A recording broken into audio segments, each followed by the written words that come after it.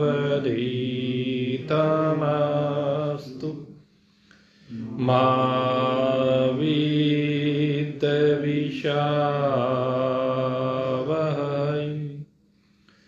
ओम शांति शांति शांति।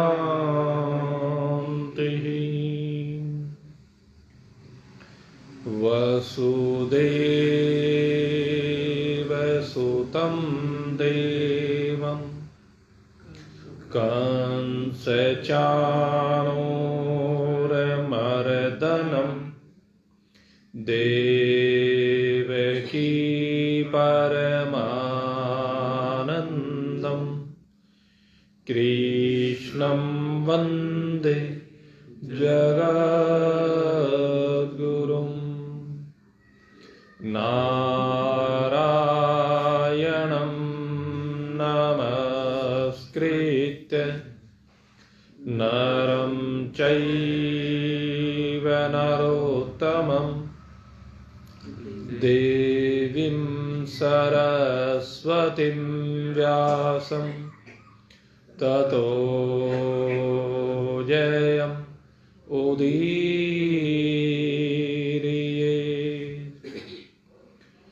अखण्डमण्डलाकारं व्याप्तं येन चराचरं तत्पदं दर्शितं येन तस्मै श्रीगुरुवे नमः।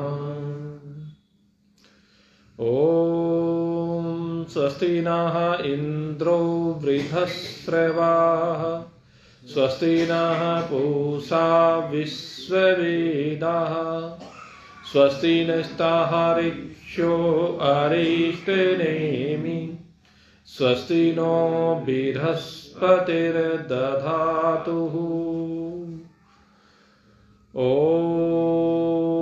भद्रं कर्णेभिः शृणुयाम देवा भद्रं पश्येमाक्षभिर्यजत्रः स्थिरैरङ्गैस्तुष्टुवां स्वस्तनूराभिः व्यशीम देवहितं यदायुः। शङ्करं शङ्कराचार्यं केशवं बादरायणं सूत्रभाष्यकृतौ वन्दे भगवन्तौ पुनः पुनः। ईश्वरो गुरुरात्मेति मूर्तिभेदविभागिनी व्योमवद्व्याप्तदेहाय दक्षिणामूर्तये नमः। ॐ पूर्णमदः पूर्णमिदं पूर्णात् पूर्णमुदच्यते पूर्णस्य पूर्णमादाय पूर्णमेवावशिष्यते। ॐ शान्ति शान्ति शान्ति। बोलिए सच्चिदानंद भगवान की जय। मोर मुकुट बंसी वाले की जय। श्यावर रामचंद्र भगवान की जय। उमापति महादेव की जय। पवन सुत हनुमान की जय। बोलो भाई सब संतन की जय। बोलो भाई सब भगतन की जय। जय जय जय जय जय जय। बोल सचिया जोता वाली माता तेरी सदा ही जय।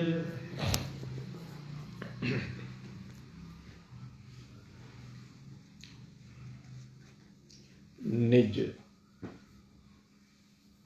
कल्याण के पथ पर शुद्ध श्रेष्ठ भावों से संयुक्त होकर अपने मन को एकाग्र करके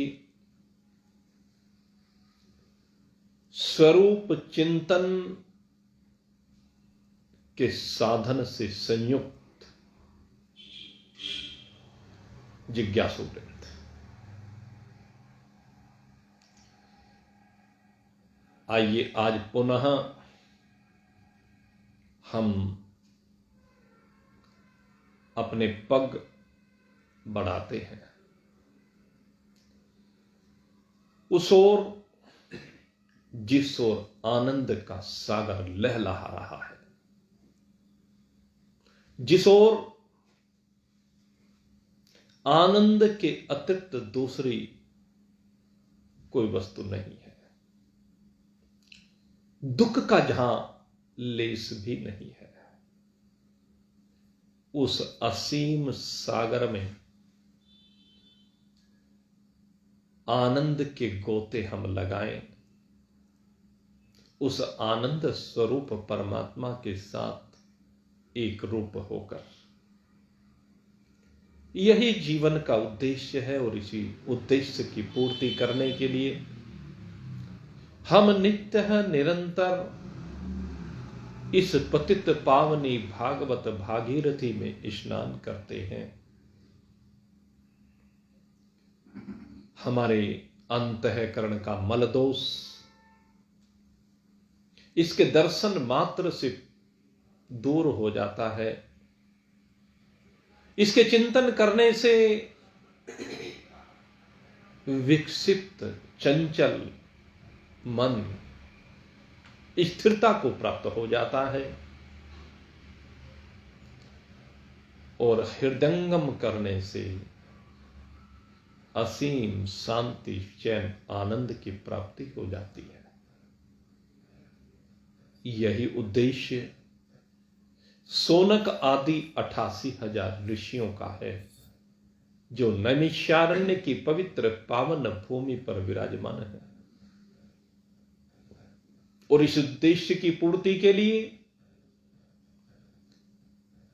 उनकी प्रार्थना पर भगवान की असीम कृपा से कृष्ण द्वैपायन भगवान वेद व्यास जी के प्रिय शिष्य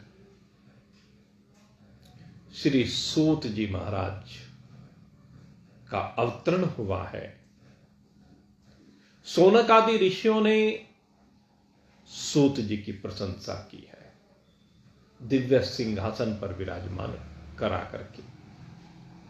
ये एक लौकिक व्यवहार भी है जिसका निर्वाह होना ही चाहिए और इससे उद्गारों का भी पता चलता है, पात्रता का भी पता चलता है कि जो सन्मुख बैठा हुआ है वो चाहता क्या है। क्योंकि अगर वक्ता श्रोताओं के हृदय के भावों को, उनकी अपेक्षाओं को, उनकी इच्छाओं को, उनके मन के संकल्पों को नहीं समझ सकता, तो फिर उनको दिशा निर्देश नहीं दे सकता। इसलिए इस सोनक आदि के भावों का प्रकटन सूत जी की कथा से संबंध रखता है। सूत जी जो विषय रखेंगे वो सोनक आदि ऋषियों की प्रार्थना पर रखेंगे। इस अथाह ज्ञान के समुद्र में से कौन कौन से मोती सोनक आदि हंसों को चुगाने हैं, इसका निर्णय सूत जी उनके भावों से करेंगे। और बड़ा सुंदर भाव का प्रकटन कल आपके सन्मुख सोनक आदि ऋषियों ने किया। सूत जी की तुलना सीधे सीधे कोटि सूर्य समप्रभ। सूत जी को कितना तेजस्वी इन्होंने माना है कहते हैं कि करोड़ों सूर्यों के समान प्रभा है जिसकी, करोड़ों सूर्य एक साथ प्रकाशित हो उठे और उनकी जो प्रभा होती है, उनकी जो ज्योति होती है, कहते ऐसी ज्योति सूत जी की है, ऐसा तेज सूत जी का है। क्या यह संभव है? अगर यदि भौतिक दृष्टि से हम देखें तो यह संभव नहीं लगता है, लेकिन जिस तत्व को लेकर के सोनक आदि ऋषियों ने भाव व्यक्त किया है, अज्ञान तिमिर अंधस्य है। अज्ञान रूपी जो तिमिर है, जो अंधकार है, उनके लिए गुरु ज्ञानांजन शलाकया, उनके लिए जो ज्ञान है, ये ज्ञान का प्रकाश है, वो कोटि सूर्य सम होता है, वो करोड़ों सूर्यों की प्रभा से भी अधिक होता है। क्योंकि अनंत कोटि ब्रह्मांड जिस परमात्मा में घूमते हैं, विचरते हैं, उत्पन्न होते हैं, अनंत कोटि ब्रह्मांड, उनके लिए करोड़ों सूर्य भी क्या मायने रखते हैं?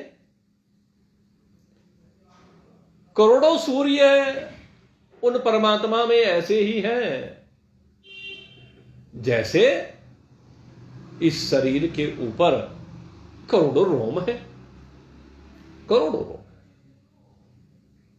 ऐसे ही परमात्मा में इन सूर्यों की स्थिति है, इन सूर्यों का अस्तित्व है। तो कोटि सूर्य समप्रभा, कहते हैं वो जो ज्ञान का प्रकाश है। हम जानते हैं सूत जी आपके हृदय में वो दिव्य प्रकाश प्रकाशित है।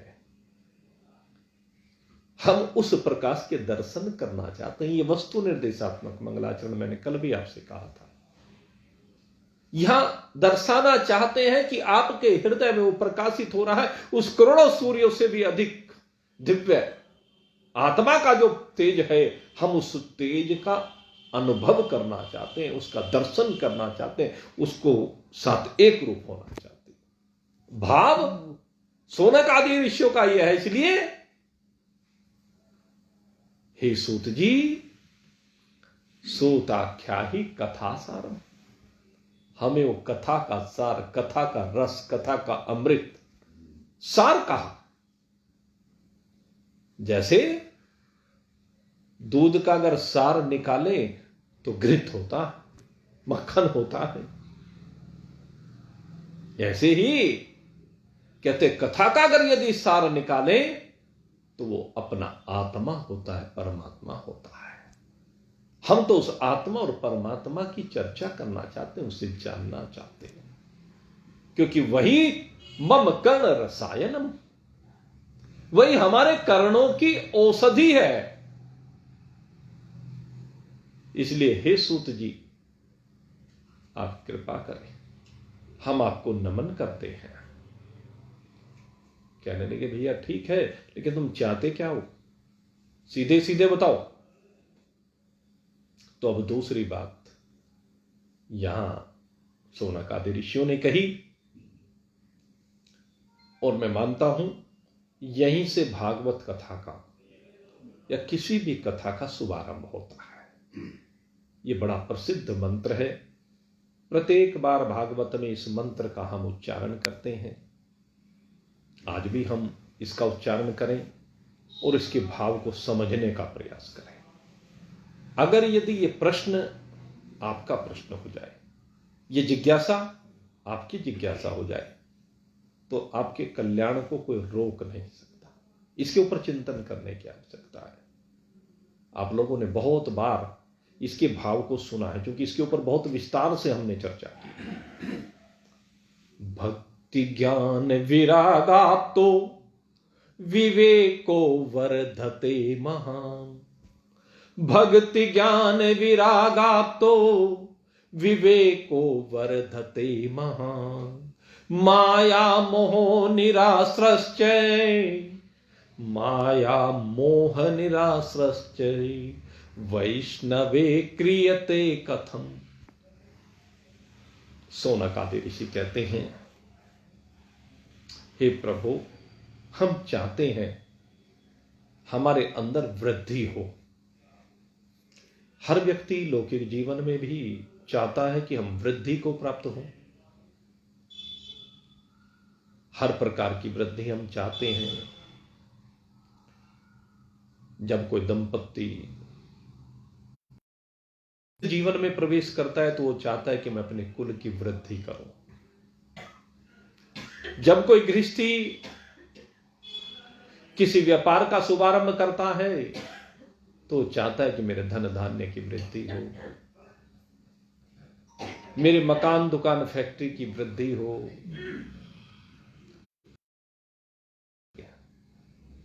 लेकिन रोगों की नहीं चाहते। रोगों की तो कोई नहीं चाहता ना। बात अगर मैं करूं प्रतिकूल की, तो प्रतिकूल की वृद्धि तो कोई नहीं चाहता। हर व्यक्ति अनुकूल की वृद्धि चाहता है। और सबसे ज्यादा अनुकूल हमें लौकिक दृष्टि से तो इसी को समझते हैं। संतान, धन धान्य, व्यापार व्यवसाय जो भी आपका है, और उसी में हम रत रहते हैं अधिकांश समय। लेकिन अभी कुछ देर बाद आपके सामने चर्चा होगी और उस चर्चा में यह बात निकल करके आएगी कि इसका अस्तित्व क्या है। जिसकी हम वृद्धि चाहते हैं उसका अस्तित्व ही कितना है।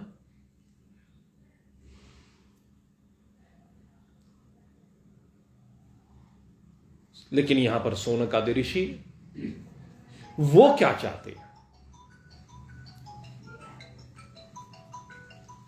भक्ति ज्ञान विरागाप्तो विवेको वर्धते महान।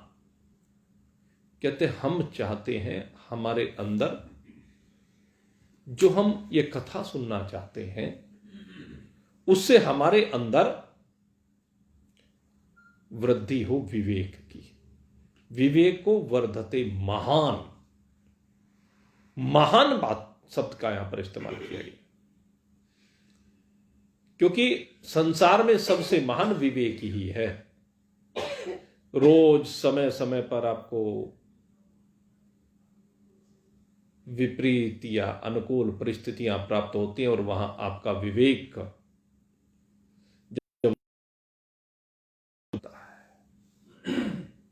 विवेकहीन मनुष्य पशु समान माना गया है।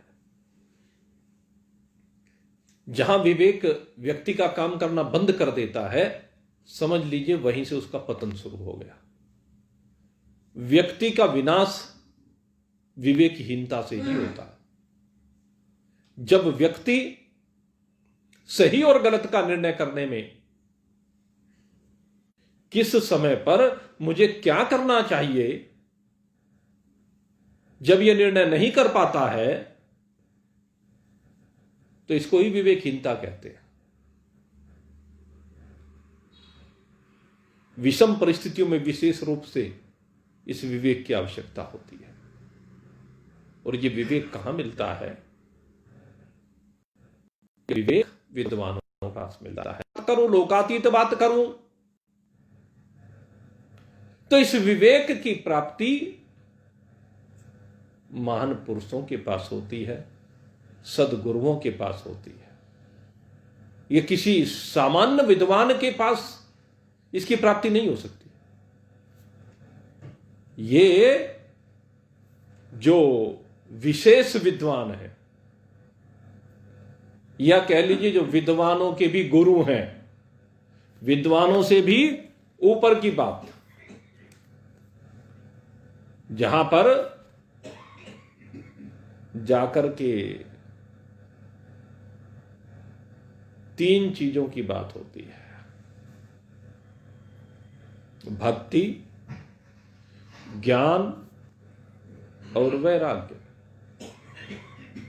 भक्ति, ज्ञान और वैराग्य इन तीनों के विवेक की प्राप्ति होती है। सामान्य परोपकार, लोकहितकारी कर्मों की बात तो एक साधारण सा व्यक्ति भी कर लेता है। कोई भी जो एक शुभ मार्ग पर चलने वाला व्यक्ति वो कर लेता है। आप कहीं भी जाएं तो परोपकार की चर्चा तो हर जगह होगी, और ये जो परोपकार की चर्चा होती है ये अपनी अपनी परिस्थिति के अनुसार सभी कर ही लेते हैं। दूसरे कुछ उपासनाओं की चर्चा हो जाती है। कुछ जगह पर आप जाएं तो छोटी मोटी उपासनाओं के बारे में बता देते हैं कि फलाने मंत्र का जाप कर लीजिए, फलानी तरह से मंदिर में जाकर के फलाने देव की स्तुति कीजिए, किसी स्रोत का पाठ कर लीजिए, कोई जल चढ़ा लीजिए, फल पुष्प पत्र आदि चढ़ा लीजिए, धन धान्य चढ़ा लीजिए इत्यादि। तो ये सब सामान्य लौकिक बातें हैं। यहां सोनक आदि ऋषि इन सामान्य लौकिक बातों की बात नहीं कर रहे हैं, अपितु इससे ऊपर, इससे आगे बढ़कर की बात करते हैं। भक्ति ज्ञान विरागाप्तो विवेको वर्धते महान। वो उस भक्ति की बात कर रहे हैं जिसके दो पुत्र हों। कौन से? भक्ति के बाद भक्ति ज्ञान विरागाप्तो, ज्ञान और वैराग्य रूपी जिसके दो पुत्र हों। यह भक्ति नहीं जो लौकिक भक्ति अभी मैंने आपको बताई, यह सामान्य भक्ति की बात है। भक्ति की वो पराकाष्ठा चाहिए जहां पर भक्ति देवी दो पुत्रों को जन्म दे। आपकी भक्ति इतनी परिपुष्ट होनी चाहिए कि जहां पर ज्ञान और वैराग रूपी दो संतानों की प्राप्ति आपको हो। अगर ज्ञान और वैराग रूपी दो संतानों की प्राप्ति आपको नहीं हुई तो भक्ति व्यर्थ चली गई। और ये भक्ति कौन सी होती है? कहते जिस समय आपका मन संसार से हटकर के परमात्मा में लग जाए, केवल परमात्मा। एक भक्ति तो संसार में इस तरह की है कि हमारे ठाकुर जी एक कोने मात्र में विराजमान हो गए और हम सुबह ही उठे, नहा धो करके स्नान आदि करके हाथ जोड़ करके उनके सामने गए, अपने दुखड़े रोए, उनसे प्रार्थना की, उनसे मांग की और चल दिए अपने अपने काम धंधे में। तो एक तो ये तो सामान्य भक्ति है। लेकिन अनन्य भाव से, अनन्य से चिंत्यन्तो माम ये जना पर्युपासते। भक्ति किसका नाम है? जब अनन्य चित्त, आपका चित्त अन्यत्र दूसरी और कहीं ना जाए, न व्यापार में जाए, न परिवार में जाए, कहीं ना जाए, किसी पदार्थ में ना जाए, किसी विषय में ना जाए। शब्द स्पर्श रूप रस गंध की सीमा से आपका चित्त बाहर निकल जाए, यहां पर उस भक्ति की बात हो। बल्कि जाए एक जगह पर और वो जगह है परमात्मा। अनन्यस्य चिंत्यन्तो माम ये जना पर्युपासते तेषाम नित्याभियुक्तानाम योगक्षेम वहाम्यम। यद्यपि दूसरी लाइन हमारे काम की नहीं है। इस स्थिति में आकर के जब अनन्य भाव हो गया तो योगक्षेम की भी बात हम क्या करें? होए तो ठीक, ना होए तब ठीक। महान पुरुषों की बात तो ये होती है, खुश हैं हम उसी में जिसमें तेरी रजा। जब इसी में खुश है तो फिर भगवान से भी क्या मांगना? स्वामी हंसानंद जी यही कहा करते थे, भगवान से भी क्या मांगना? भगवान को मालूम है और फिर तेरा प्रारब्ध है शरीर का, तो शरीर के प्रारब्ध के अधीन शरीर को चलने दो। तुम शरीर की सीमा से बाहर निकलो। शरीर विलग है, तुम विलग हो। शरीर के धर्म शरीर के साथ जुड़े हुए हैं, तुम शरीर के धर्मों से बिल्कुल असंग हो, अछूते हो, विलग अपने आप को अनुभूत करो। तुम्हारा शरीर से कोई संबंध नहीं है। तरवो विनेदुस तम सर्वभूत हृदय मुनि मानतोस्मि। सुखदेव जी शरीर भाव से विलग हुए और अनंत कोटि ब्रह्मांड के साथ एक रूप हो गए। कल आपको बताया, उनकी तरफ से वृक्ष जवाब दे रहे हैं भगवान वेदव्यास जी को। तो शरीर की उनको सुध बुध नहीं है। तो वो भक्ति जिसमें सुध बुध सब हर लीनी, मोह से नैना मिलाए के, मोहे अपनी सी कर लीनी, मोह से नैना मिलाए के।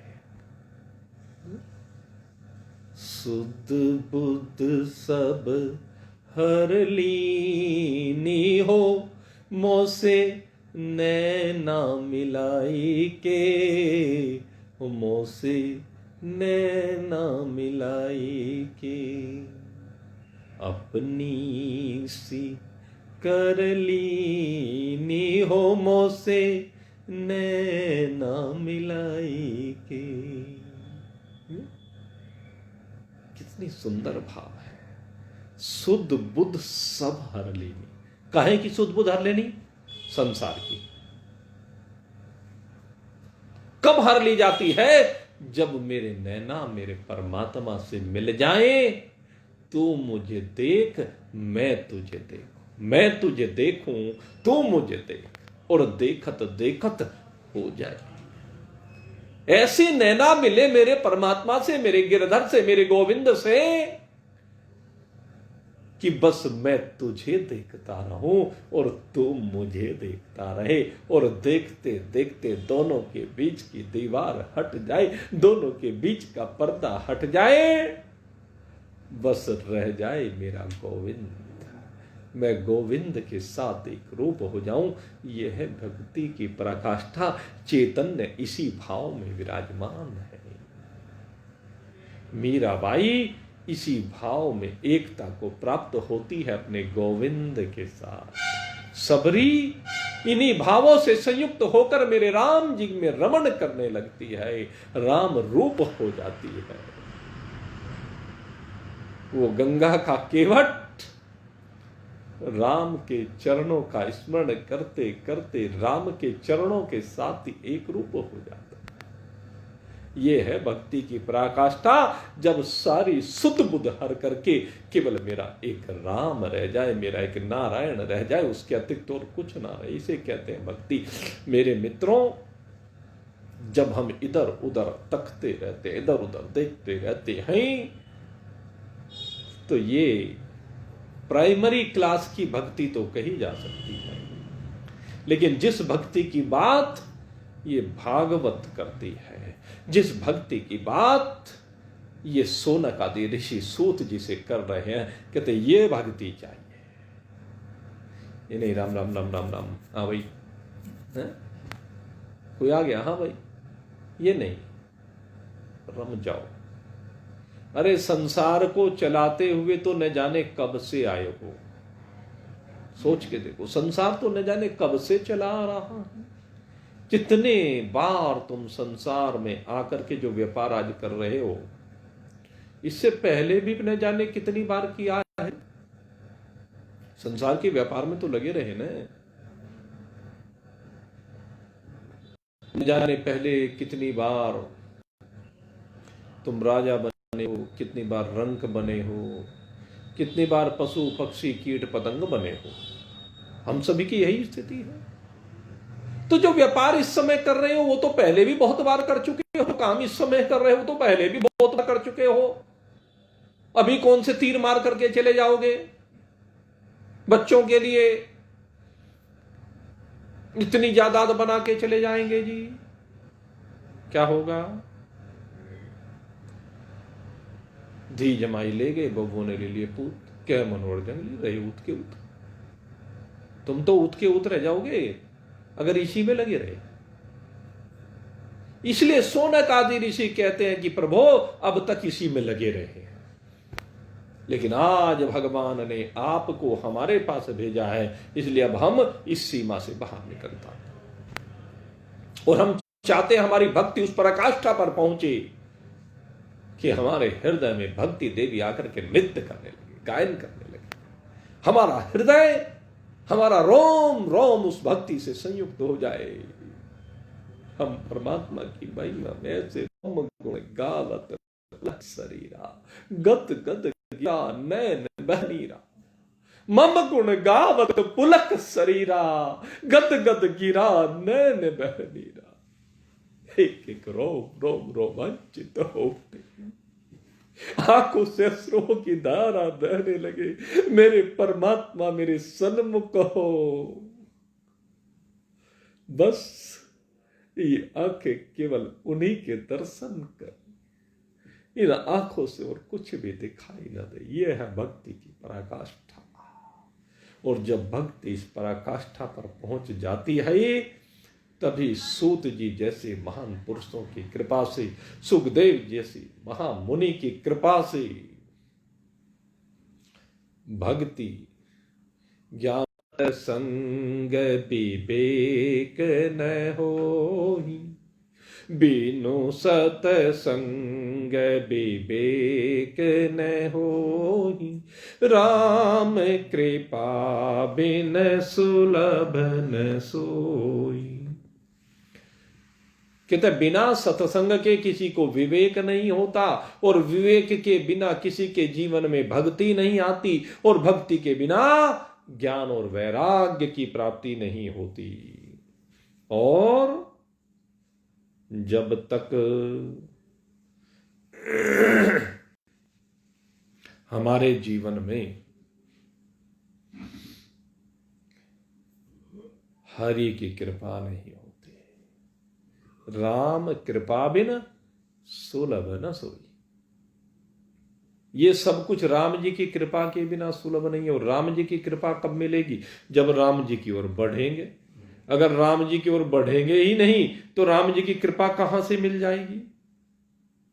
राम जी की कृपा तभी मिलेगी जब हम राम जी की ओर बढ़ेंगे। तो सोनक आदि ऋषि बढ़ना चाहते हैं, इसलिए सूत जी को समर्पण किया है। सूत जी से निवेदन किया है, माया मोह निराश्रय है। कहने ये माया बड़ी प्रबल है, ये मोह बड़ा प्रबल है।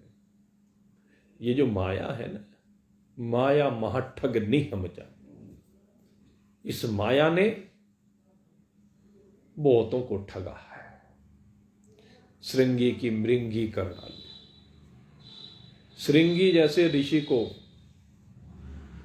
जिन्होंने कभी स्त्री को देखा भी नहीं था,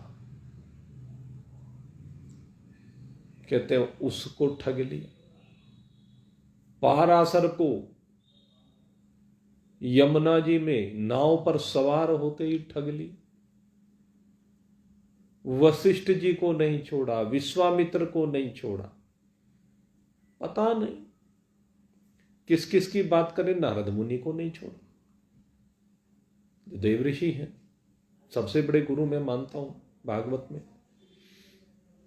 किसी को नहीं छोड़ा। कहते हैं प्रभु हमारी इस माया से रक्षा करें, मोह से रक्षा करें, क्योंकि जब तक मोह नहीं जाएगा, मोह के जाए बिना भाई संसार का संग बना रहेगा। जब तक निर्मोही नहीं होंगे तब तक जो है संसार व्यापता रहेगा, संसार परेशान करता रहेगा। इसलिए मोह का परित्याग होना जरूरी है, निर्मोही होना जरूरी है। अजी मोह के बिना बच्चे कैसे पलेंगे? भाई सब पल जाते हैं, आप देखो पशु पक्षी कीट पतंग सबके बच्चे होते हैं, वे भी पलते हैं कि नहीं पलते हैं। फिर मनुष्य के पास तो सब सुख सुविधाएं हैं, रहने के लिए मकान केवल मनुष्य के पास ही है। तरह तरह के व्यापार मनुष्य ही करता है, अन्य कोई जीव नहीं करता। कोई जीव संग्रह नहीं करता, कल के भोजन की सोचे, वस्त्रों की सोचे, कोई चिंता नहीं। तो क्या उनके नहीं पलते हैं?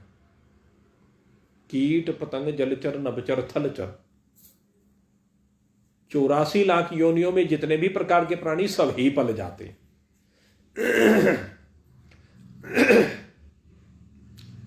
जिन बच्चों को मां बाप छोड़ करके चले जाते हैं, क्या वो नहीं पलते हैं? सब पलते हैं।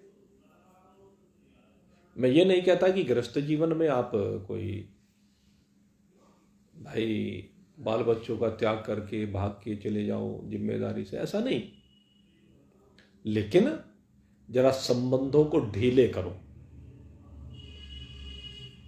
एक दायित्व है, वो चलता रहे और उसका निर्वाह होता रहे, कोई बात नहीं है। लेकिन थोड़ा सा ध्यान इस चीज का रखने की जरूरत है कि जरा अपने को बचा करके, डूबते हुए को बचाना एक दायित्व है, फर्ज है, लेकिन गला नहीं पकड़ा देना चाहिए कि उसके साथ में खुद भी डूब जाए। ये मोह यही करता है, ये मोह यही कर रहा है कि दूसरे के साथ व्यक्ति स्वयं भी डूब जाता है। इसलिए माया मोह निराश्रश्चै वैष्णवे क्रियते कथम। प्रभो, इस माया और मोह की दुनिया से हम बाहर निकल करके उस भक्ति से संयुक्त होना चाहते हैं जो हमारे जीवन में ज्ञान और वैराग रूपी 2 पुत्रों की उत्पत्ति कर सके। इस समय कलयुग का समय चल रहा है। सोनक आदि ऋषि कहते हैं, ई घोरे कलह प्रायो जीवश्चासुरताम गतः क्लेशाक्रांतश्च तस्यैवै शोधने किम परायणम। कहते हैं जो कलयुग है, चारों युगों में बड़ा भयंकर युग है, क्योंकि स्वभावतः ही इस कलयुग में अधिकांश व्यक्तियों का स्वभाव प्राय आसुरी हो जाता है। इसमें देव संपदा के बजाय आसुरी संपदा हावी रहती है, और इसी कारण से विविध क्लेशों से यह जीव संयुक्त रहता है। आप थोड़ा सा विचार करके देखें पूर्व के समय के ऊपर, अब से थोड़ा सा समय पीछे जाएं, इतिहास में जाएं, तो जैसे जैसे कलयुग बढ़ रहा है, हम कहते हैं विज्ञान का विस्तार हो रहा है, लेकिन ऐसे क्लेश बढ़ते जा रहे हैं। परिवार छोटे होते जा रहे हैं और क्लेश बढ़ते जा रहे हैं। जब बड़े परिवार थे तब तो क्लेश नहीं थे, अब छोटे हैं तो क्लेश। हम 2 हमारे 2, अब तो 2 को भी छोड़ो, 1 वाली बात पे आ गए लोग। ऐसी स्थितियां हो गई हैं। अरे पहले तो क्लेश हो सकते थे, जब 10-10, 12-12 बच्चे हुआ करते थे, लंबे चौड़े परिवार हुआ करते थे, रोटी की समस्या हो सकती थी, कपड़े की समस्या हो सकती थी, व्यापार की समस्या हो सकती। आज में चीजें नहीं रही। मकान में रहने की समस्या हो सकती थी, अब तो ये चीजें है ही नहीं।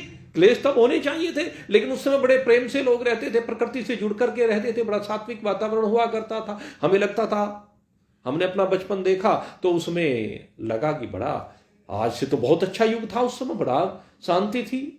इस समय इतनी भाग दौड़ है। पहले एक माता पिता, केवल पिता करने वाले हुआ करते, 10-12 बच्चों को उनको पालते पोसते, पढ़ाते लिखाते, खिलाते पिलाते, विवाह शादी करते, मकान बना, सब काम करते। और आज 1-2 बच्चे हैं, उनका भी करना भारी हो रहा है। इसी का पूरा नहीं पटके देता। और कितने कमाते हैं? लाखों में कमाते हैं। सोच के देखें तो ये क्लेश फिर भी क्यों है? उसके पीछे कारण ये है कि दिन प्रतिदिन हमारे स्वभाव आसुरी होते जा रहे हैं। हम दैविक संपदा से संयुक्त होने चाहिए थे, लेकिन देव की संपदा को छोड़ करके आसुरी संपदा से संयुक्त हो रहे हैं। ये शौनक आदि ऋषि कहते हैं कि प्रभु, क्योंकि दिन प्रतिदिन हमारे स्वभाव आसुरी होते जा रहे हैं, इन आसुरी स्वभावों के कारण ऐसा होता जा रहा है, तो आप कृपा करें, हमें कोई ऐसा साधन बताएं। कैसा साधन? श्रेयसां यद भवेत श्रेयः पावनानां च पावनम। देखो क्या कहा, पावनानां च पावनम कृष्ण प्राप्ति करम सस्वत साधनम तदवदः साधु। हे प्रभु, आप हमें ऐसा साधन कीजिए जो पावन को भी पावन करने वाला है। इसी को कहते हैं पतित पावन। गंगा जी को पावन कहा गया, पवित्र करने वाली कही गई है, लेकिन पतित पावनी जो अवस्था है, भगवान को हम देखें, जब प्रसंग आता है 16,100 राजकन्याओं को कैद कर रखा था, तब भगवान से उन राजकन्याओं ने कहा था कि प्रभु आप पतित पावन हैं, पतितों को भी पावन करने वाले हैं, इसलिए आप हमारे ऊपर कृपा करें। और भगवान ने कृपा की है।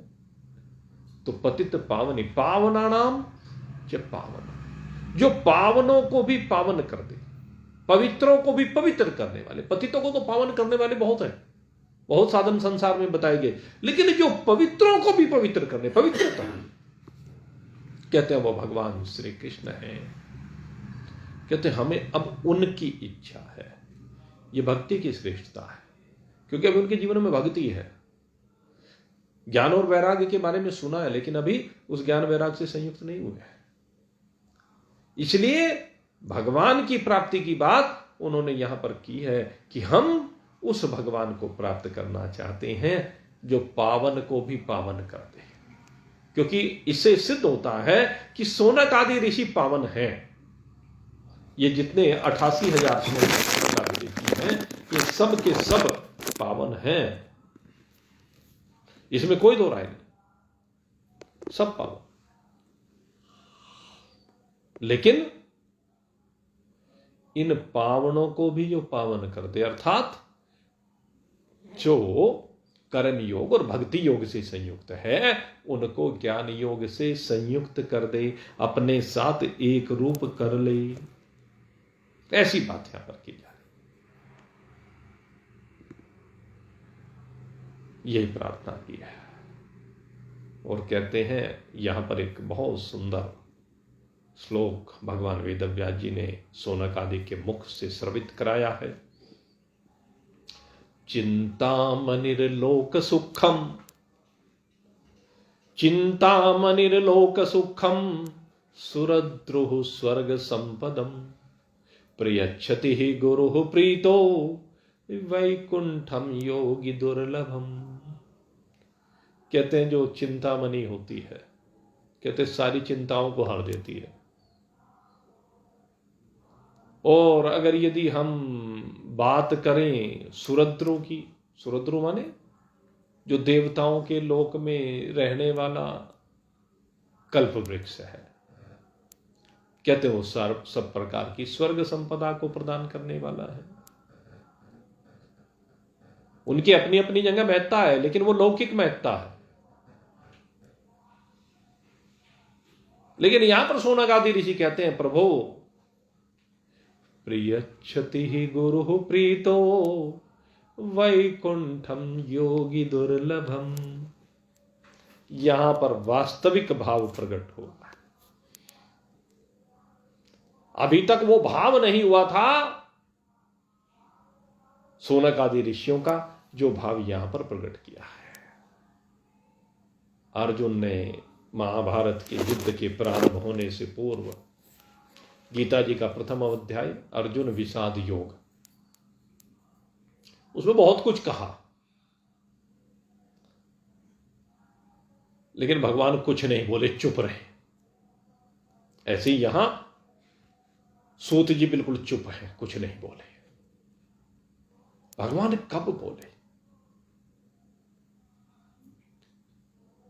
कार्पण्य दोषोपत स्वभाव पृच्छामि त्वाम धर्म सम्मूढ़ चेता यश्रेयान निश्चितम ब्रूहितन में शेषस्ते हम साधि माम तम प्रपन्न। कहते हैं प्रभु मैं आपका शिष्य हूं और आपकी शरण हूं। जब ये बात कही तब भगवान ने उपदेश प्रारंभ किया। सोचान सोचस तुम प्रज्ञवादांश भासते गतासून गतासून नानु सोचंति पंडिता न त्वेहम जातु नाथम न चेमे न त्वेवाहम जातु तोचम न त्वम नियमे जनाधिपा न चेव न भविष्याम सर्वे व्यमत्त परम। बहुत लंबा चौड़ा श्लोक, पहले 20 श्लोक सांख्य योग के संदर्भ में भगवान ने उपदेश दिया। बड़ा दिव्य उपदेश है सांख्य योग का। देहिनोऽस्मिन् यथा देहि कौमारम योगनम जब तथा देहांतर प्राप्ति धीरस्तत्र न मुह्यते। बहुत सुंदर। ठीक इसी प्रकार से यहां पर है, कहते हैं सब कुछ मिल जाता है संसार में। मैं अभी बात कर रहा था ना कि सामान्य विद्वानों से चिंतामणिर्लोक सुखम सुरद्रु स्वर्ग संपतम, इसकी प्राप्ति तो ये सामान्य विद्वान भी करा देते हैं। स्वर्ग में पहुंचाने वाले पंडितों के पास जाएं, सब स्वर्ग की बात करेंगे। जितने भी आपसे व्रत आदि कराए जाते हैं, तीर्थ आदि कराए जाते हैं, उनका फल क्या है कि स्वर्ग में चले जाओगे। गंगा जी स्नान कराओ, स्वर्ग मिलेगा। फलाना दान करो जी, स्वर्ग मिलेगा। फलाना व्रत करो जी, इसका उद्यापन करो जी, स्वर्ग मिलेगा। ये हमें नहीं चाहिए। कि ऐसे विद्वान तो हम स्वयं भी हैं और लोगों को उपदेश भी करते हैं और बहुतों को देखा भी है, सुना भी है। सोनाकादि ऋषि के मन का शायद ये भाव रहा। लेकिन असली भाव जो यहां पर है, प्रियच्छति ही गुरुर प्रीत हो। कहते अब हम इस भाव से ऊपर उठ करके हमें गुरु की आवश्यकता, विद्वान की आवश्यकता नहीं है। अब सूचक वाचक गुरु की आवश्यकता नहीं है। कहता उनकी सीमा से ऊपर की बात है। कहले आप वो सतगुरु हैं, अब हम आपकी प्रीति चाहते हैं, आपका प्रेम चाहते हैं, आपका स्नेह चाहते हैं, आपका आशीर्वाद चाहते हैं, आपकी कृपा चाहते हैं, हम आपकी शरणागति को प्राप्त है। भाव देखिए, सोनक आदि ऋषियों का भाव यह है, हम आपकी अब शरण में है। हमें स्वर्ग आदि नहीं चाहिए, हमें तो कौन सा लोक चाहिए? कहते वैकुंठा, जहां पर कोई कुंठा ना हो, जहां पर कोई क्लेश ना हो, जहां पर केवल एक परमात्मा हो। वैकुंठम योगी दुर्लभम। हम उस कुंठा रहित लोक को प्राप्त करना चाहते हैं, या उस स्थान को प्राप्त करना चाहते हैं, या उस स्थिति में विराजमान होना चाहते हैं जहां समस्त कुंठाओं का विनाश हो जाए, समस्त क्लेशों का विनाश हो जाए। पंच क्लेश, अविद्या, अस्मिता, राग, द्वेष और अभिनिवेश, ये पंच क्लेश होते हैं। योग दर्शन में इनका वर्णन आया। इन पंच क्लेशों से जब जीव विरहित हो जाए, वही लोक वैकुंठ कहलाता है। वैसे तो हम भगवान विष्णु के लिए को वैकुंठ कहते हैं, वो लौकिक दृष्टिकोण से है। लेकिन वैकुंठ का मतलब है जहां पर कुंठा रहित जीवन हो, क्लेश रहित जीवन हो, जहां पर मेरे तेरे से रहित जीवन हो, जहां पर केवल एक आनंदमय जीवन हो, जहां पर आनंद के अतिरिक्त, अपनी शुद्ध सच्चिदानंद स्वरूपता के अतिरिक्त और कुछ भी ना रहे, तो उस जीवन को कहते हैं। वही जीवन की बात यहां पर की गई है। तो ये सोनक आदि का भाव है। अब सूत जी का भाव, यहां से सूत उवाच, यहां पर सूत जी अब अपनी बात को प्रारंभ करते हैं और कहते हैं, भाई तुम्हारे हृदय में प्रीति ही सोनक चित्ते। हे सोनक जी, तुम्हारे चित्त में प्रीति है, मेरे प्रति नहीं, गुरु के प्रति नहीं, अपितु भगवान के प्रति। गुरु से क्या चाह रहे हैं? भगवान के तो प्रेम चाह रहे हैं। गुरु से ये तो नहीं चाह रहे हैं कि क्या मैं केवल तुमसे प्रेम करूं, गुरु से चाह रहे हैं कि वो भगवान से प्रेम करना सिखाए। जितनी बात हुई वो भगवान से संबंधित हुई, परमात्मा से संबंधित हुई, कि हमें परमात्मा की प्राप्ति हो। देवता नहीं चाहिए, देवताओं की भोग सामग्री नहीं चाहिए, अपितु क्या चाहिए? परमात्मा चाहिए।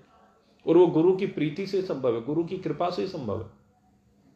इसलिए सूत जी ने भी सीधा सीधा कह दिया, सोनक जी तुम्हारे हृदय में परमात्मा के प्रति प्रेम है, प्रीति है, ये तुम्हारा भाव बड़ा सुंदर है। प्रीति ही सोनक चित्ते ते हेता वच में विचार यच है, सर्व सिद्धांत निष्पन्न संसार भय नाशनम। कहते हैं मैं तुम्हें अब वो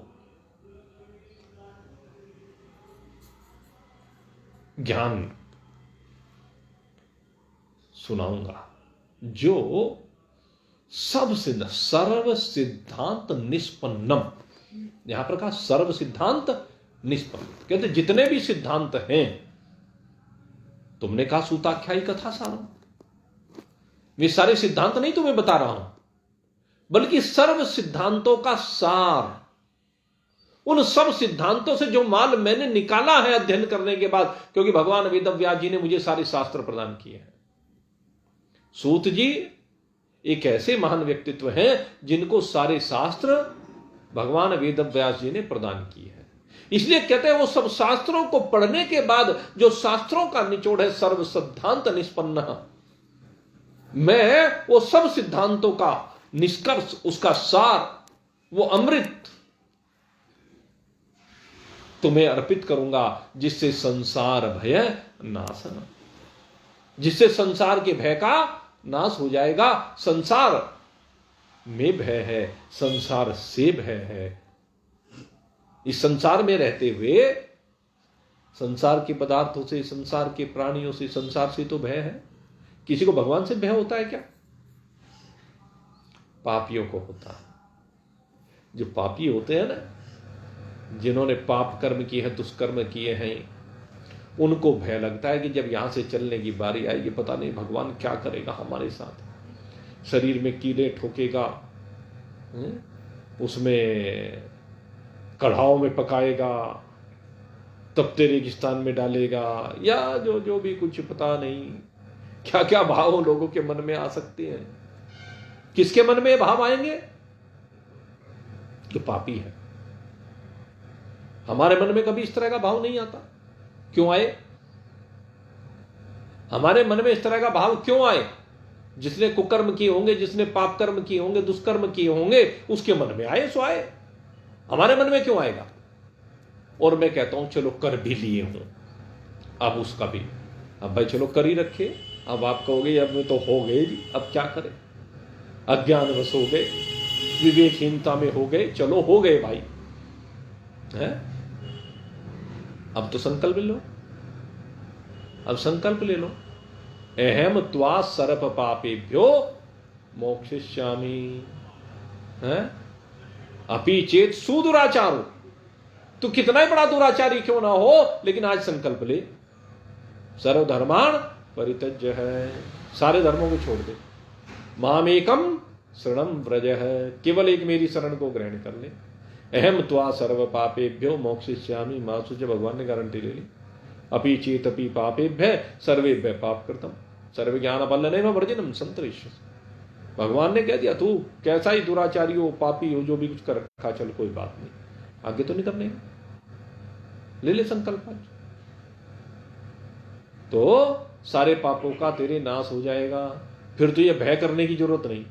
जिसके मन में भय है भाई, वो हमारे गुरुजी कहा करते, जाके मन में अटक है सोई अटक रहा।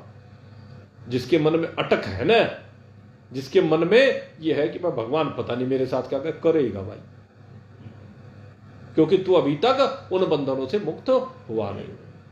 हमारे मन में कोई ऐसा भाव नहीं, क्यों करेगा? हम कभी सोचते भी नहीं, ईश्वर कभी सोचा ही नहीं, बुरा क्यों होगा? हो ही नहीं सकता।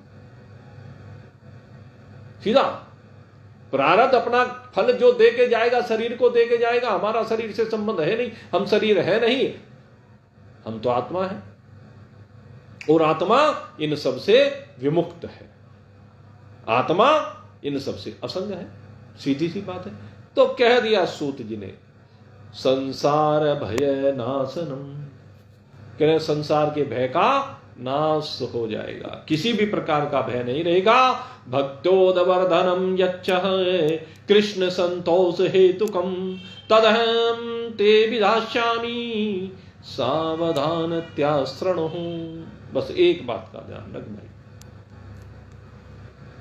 कहते हैं जो तुम्हारे अंदर ये प्रेम उत्पन्न हुआ है ना, इस कथा, ये सूताख्यायी कथा कहा तुमने, कथा सार, क्या तुम्हारे मन में जो प्रेम हुआ है कि मैं तुम्हें वो ज्ञान प्रदान करूं जिसमें भक्ति के दो पुत्र ज्ञान और वैराग्य की कथा हो, जहां से ज्ञान और वैराग्य की उत्पत्ति हो, तो अपने इस प्रेम को नंबर 1 तो बना के रखना। सबसे पहले कहा ये प्रेम बना रहना चाहिए, ये भक्ति का प्रवाह बढ़ता रहना चाहिए।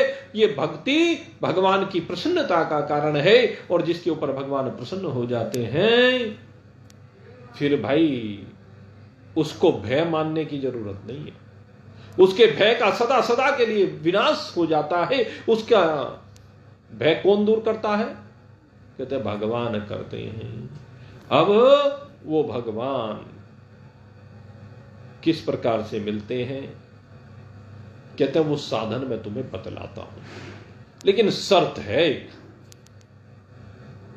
भगवान ने यहां पर शर्त लगाई है, सावधान त्यास्रणो,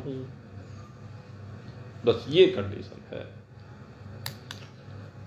ये जो मैं कहने जा रहा हूं, जो तुम्हारे सामने वर्णन करने जा रहा हूं, सावधान होकर के सुनना। अगर सावधान नहीं रहोगे तो भाई फिर वही है, माया मोह की खाइयां हैं, माया मोह के अहंकार के पहाड़ सामने खड़े हुए। अगर सावधान नहीं रहोगे तो सामने खड़े हुए पहाड़ से सीना चौड़ा करके जो खड़ा हुआ है उससे टकरा करके,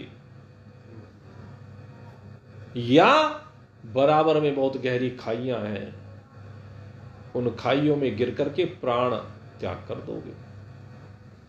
इसलिए प्राणों को बचाते हुए सावधान होकर के इस दुर्गम पथ पर मैं तुम्हें लेकर के चलूंगा, लेकिन सावधान रहना, सजग रहना, प्रमाद और आलस्य मत करना। आलस्य और प्रमाद करोगे तो राह से भटक जाओगे, गिर पड़ोगे। तुम्हारा लक्ष्य ब्रह्म तन लक्ष्यम उच्यते। आपका लक्ष्य क्या है? एकमात्र ब्रह्म ही तुम्हारा लक्ष्य है। उस ब्रह्म को प्राप्त करने के लिए निरंतर भक्ति का प्रवाह होता रहना चाहिए। भक्ति अगर परिपुष्ट रहेगी तभी तो ज्ञान और वैराग रूपी पुष्पों को उत्पन्न करेगी, फल को उत्पन्न करेगी, पुत्रों को उत्पन्न करेगी। जिस वृक्ष में भक्ति रूपी जल का सिंचन नहीं होगा, वो वृक्ष कैसे पुष्पित पल्लवित हो सकता है, कैसे हरा हो सकता है? भक्ति जलधार के समान है, प्रेम की धार का प्रवाह, इसलिए निरंतर रहना चाहिए।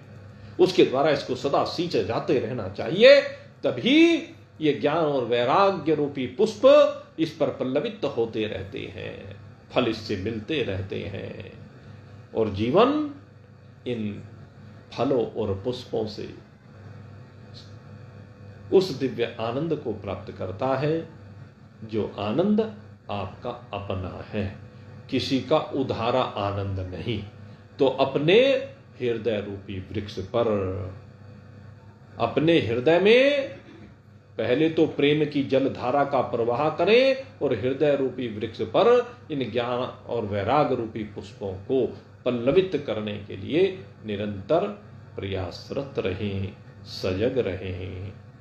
उठिए, जागिए और अपने स्वरूप का बोध प्राप्त कीजिए। इन्हीं शुभ भावनाओं के साथ कि परमात्मा आपके ऊपर कृपा करे, आप इस ज्ञान और वैराग्य से संयुक्त हो। आज का सत्संग अब ये पर्यवसान को प्राप्त हो रहा है। बोलिए सच्चिदानंद भगवान की।